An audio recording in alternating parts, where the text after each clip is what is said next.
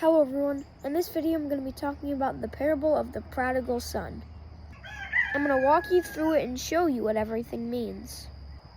So to start off, the reason Jesus told this parable is because Jesus was eating with the tax collectors and sinners, and the Pharisees were condemning him for it. The parable is in Luke 15:11-31. Jesus continued, "There was a man who had 2 sons. The younger one said to his father, 'Father, give me my share of the estate,' so he divided his property between them. Not long after that, the younger son got together all he had and set off for a distant country, and there squandered his wealth in a wild living. After he had spent everything, there was a severe famine in that whole country, and he began to be in need. So he went and hired himself out to be a citizen of that country, who sent him to his fields to feed pigs. He longed to fill his stomach with the pods that the pigs were eating, but no one gave him anything. When he came to his senses, he said, 'How many of my father's hired servants have food to spare? And here I am starving to death. I will set out and go back to my father and say to him, Father, I have sinned against heaven and against you. I am no longer worthy to be called your son. Make me like one of your hired servants.' So he got up and went to his father. But while he was still a long way off, his father saw him and was filled with compassion for him.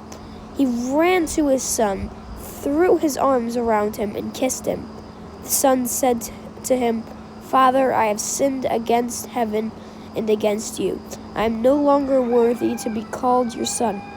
But the father said to his servants, 'Quick, bring the best robe and put it on him. Put a ring on his finger and sandals on his feet. Bring the fattened calf and kill it. Let's have a feast and celebrate. For this son of mine was dead and is alive again. He was lost and now is found.' So they began to celebrate.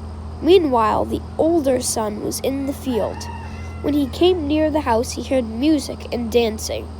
So he called one of the servants and asked him what was going on. And the servant said, 'Your brother has come.'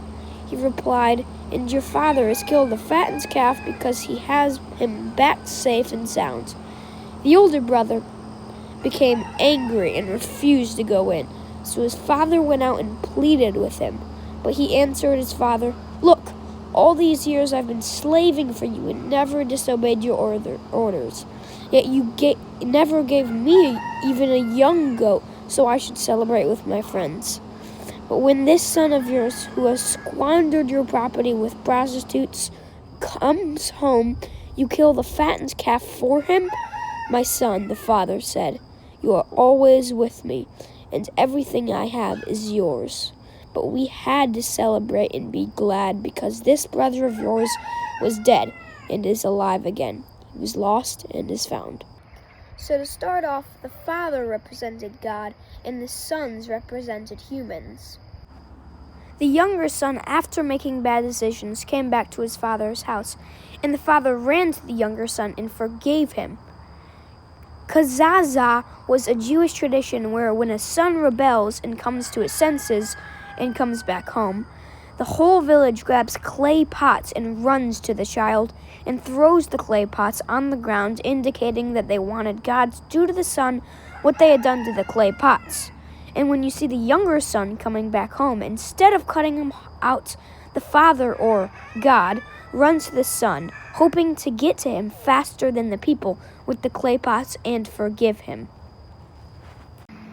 Now you might think it's weird, after the younger son disobeyed, he got a party, and the older son who obeyed all along didn't get anything.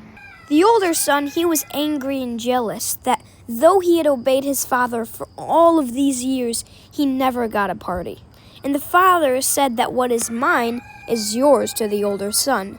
And because the father represents God, he's saying that God shares all of what is his with us. And remember that I said the older son represents humans. So God shares all that he has with us. Meaning being with God is the blessing and not what the reward is, the party that the younger son got. because with God you can experience joy, happiness, and peace. Now, something that I find pretty cool is this parable is also very, very similar to Jacob and Esau in Genesis 27-35. Jacob gets his blessing and leaves on not great terms. He leaves and works for someone else's animals for a very long time. Finally, he returns home, and Jacob is forgiven. I don't think that Jesus saying his parable is a coincidence. The story of the prodigal son is also the story of Israel, sinning and being forgiven by God and getting to the promised land. At the beginning, I said that Jesus told this parable because the Pharisees were condemning Jesus. So you might be wondering where the Pharisees come in this parable. Well, the Pharisees are like the older son who obeys God outwardly, but inwardly they are hypocritical and prideful. I hope you guys enjoyed this video and learned something from it. And if you want to study this parable more in depth, go to Luke chapter 15, verse 11. Have a nice day.